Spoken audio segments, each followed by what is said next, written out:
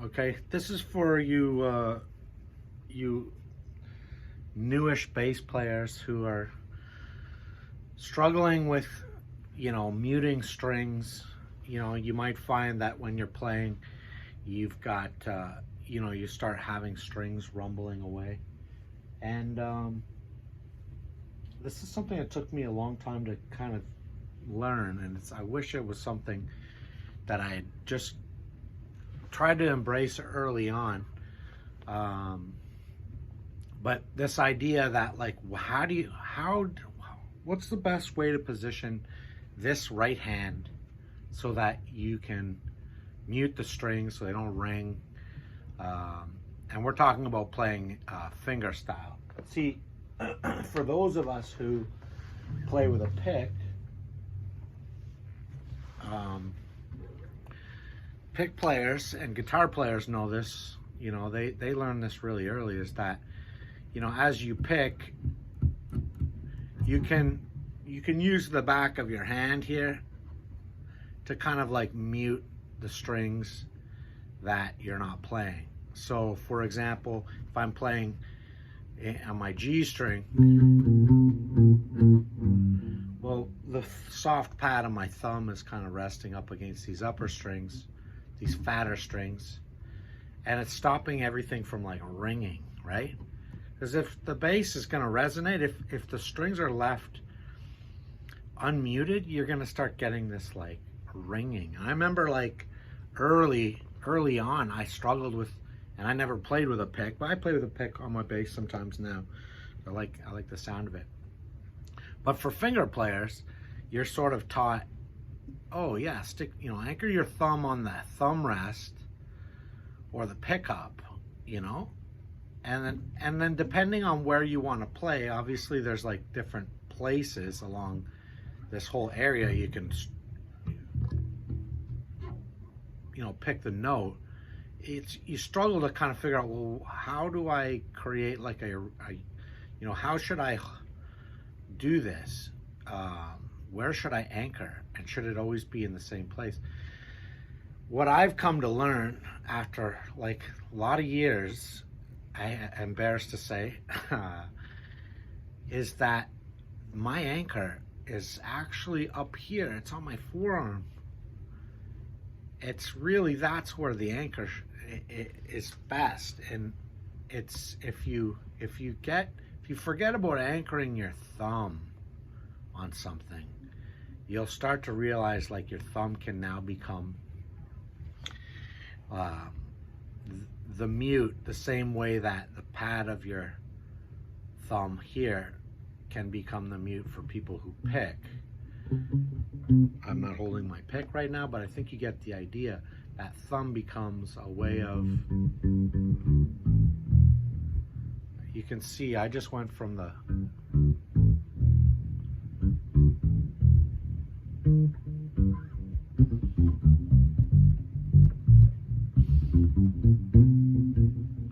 and you can see I kind of like, when I get down to these two strings here, this thumb is kind of sitting in here, and it's like stopping these two upper strings from moving.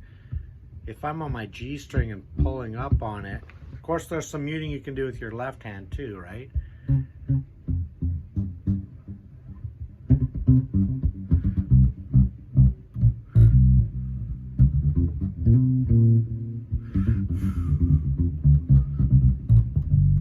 I don't know if you can see this thumb here.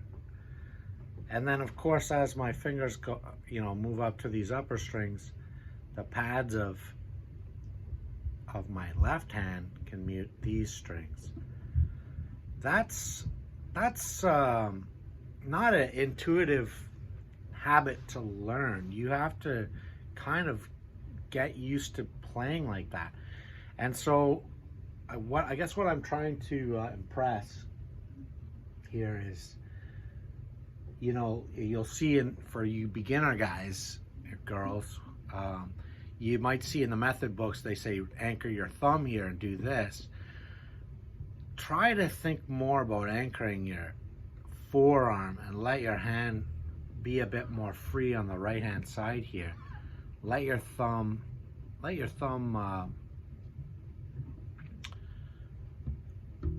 let your thumb sort of float a little bit more and use this forearm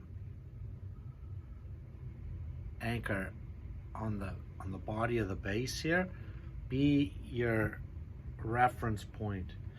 And it'll keep in position. You'll see like a lot of pro guys, like I would say 99% of any pro you see out there, and what I mean by pro is like you know, like an accomplished, like any session guys or any like really career bass players, they will always anchor their forearm back here. And that just doesn't happen naturally. You kind of come to realize that if you can keep it back there, you can free up this hand. And look at how like loose this hand is. I'm not anchoring my thumb here and creating like these arcs where I'm like trying to, this is very, I have to tighten up my arm to do that. If my arm is relaxed here and my hand is relaxed, I can move much more freely and nimbly.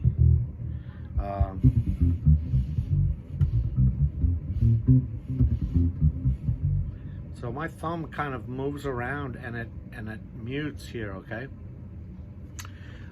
With your left hand, here's the other thing that, you know, like as a beginner, you know, you see in the method books, you know, they show you how to play a major scale, and it looks like your hand is like really, they say, you know, you want to arch your fingers, and that's all good. It's all great, like play with the pads of your fingers and stuff. But what you watch some of these other session guys and you watch them play bass lines, and sometimes you'll be like, I swear to God, I can't see their fingers moving across some of these notes. And their fingers are moving, it's just they're not moving the way that the method book might tell you to move. So for example, like here's a classic,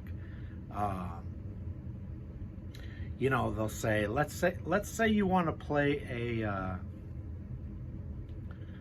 let's say I want to play this.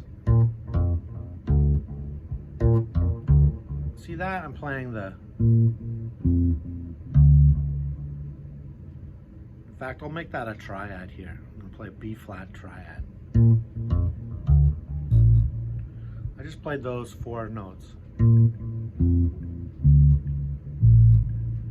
Okay? In the method books, they would say go first finger, third finger, fourth finger, right? Do you see what I just did with my index finger here? Do you notice that it didn't move? It didn't move because I can kind of roll it, right? I can roll it instead of like lifting it off and putting it to the next string, okay? You can do that with these other fingers too, you know?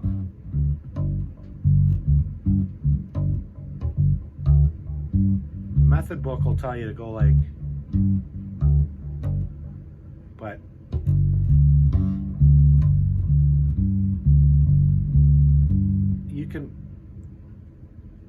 you can start rolling. So there's opportunities, especially with your index finger here. There's lots of opportunities to leave that finger. It can pretty much, just because of you learn to position it in a way that you don't actually have to move it. I'm going to play this pentatonic shape. Notice that I barely moved that index finger.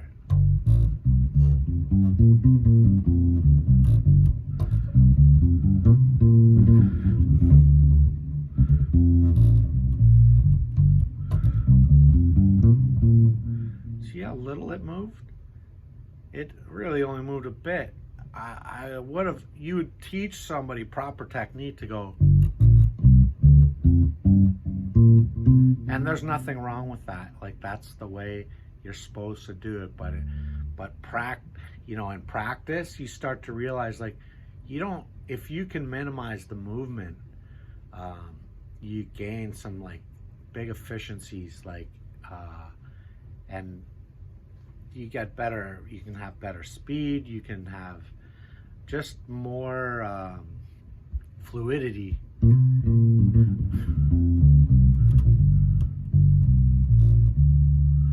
These are hard, you know, to play fourths in to make these sound connected. It's hard to make those kind of movements sound connected when you've got to lift and reapply on the, you know. So some of us bass players have learned, like, hey, try to minimize that movement. You can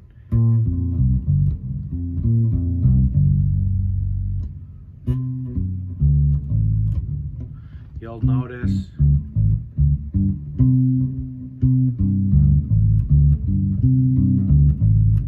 you'll see people do more of that kind of thing. They're like staying in position. And these are helpful. Some of these, and I guess probably you'll have some teachers say that's wrong.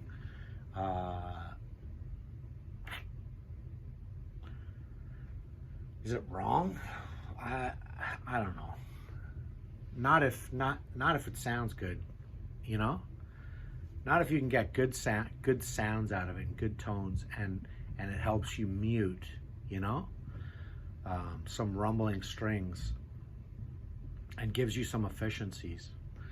The other thing, I guess the last thing I would probably add to this, which is somewhat related, is a lot of the method books will tell you got to play, like, you know, they say you need to keep like the one finger per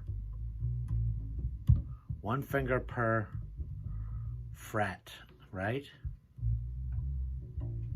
Which is fine, which is totally fine. And you know, depending on how big your hands are, maybe that's a good way to play. But you know, in the old days with the upright bass, you know, they didn't play with a lot of the earliest bass lines. You know, they're on this giant bass instrument, and they could only reach across like a whole tone between their index finger and their pinky. And you'll still see a lot of like bass players who will, you know, down around this lower area, you know, I just play like a sort of a seventh.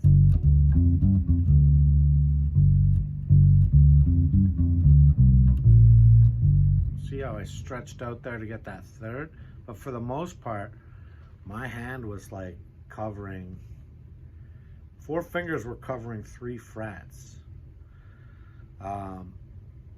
And that's fine.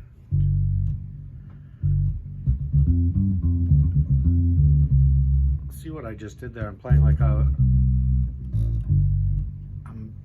it's okay to move your finger out there. And it's kind of like, it's like all of a sudden the ring finger becomes sort of like not as important. Is that proper? There's different techniques, you know, like some guys just play with like those 3 fingers, you know. It's like you see a lot of guitar players who, like, you know, keep their pinky kind of out of the way and manage to do like all kinds of stuff with just 3 fingers. If that works, like, do it.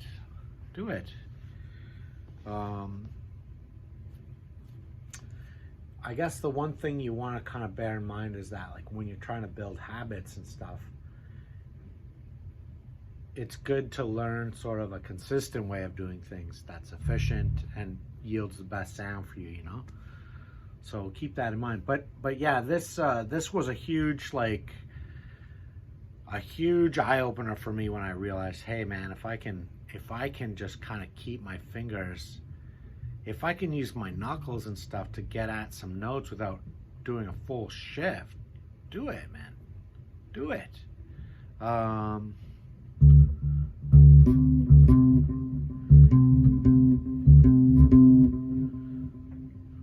I wanted to play that,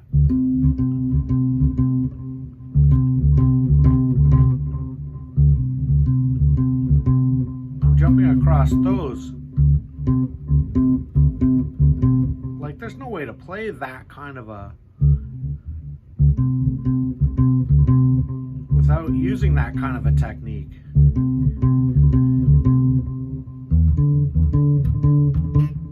I'm jumping across two strings here. That'd be like nearly impossible to play if I was trying to, like, that's hard. So leaving your fingers in place if you can can be very, very helpful. Can help you glue notes together, you know? Especially when the frets are directly above or below, you know?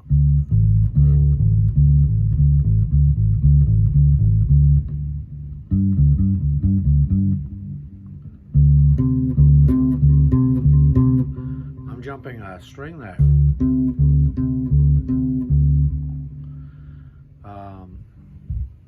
Anyways, I'm probably rambling on, and this might be like the most irritating and boring video, but I'm telling you, these are some like kind of hacks that you may not see in your like typical like method books. Try them out. Tell me if they don't make some of your bass lines easier to play. And take a look at some of your favorite bass players and look at the techniques that they use that your teachers would say, well, you shouldn't do that. Like, come on.